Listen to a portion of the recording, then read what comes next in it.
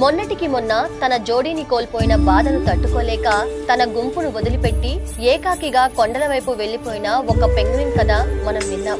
ఆహారం దొరకని ఆ కొండల వైపు వెళ్లడం అంటే ప్రాణాలు వదులుకోవడమే అని తెలిసినా కూడా ఒంటరితనాన్ని భరించలేక అది వెళ్లిపోయిన తీరు అందరినీ ఏడిపించింది.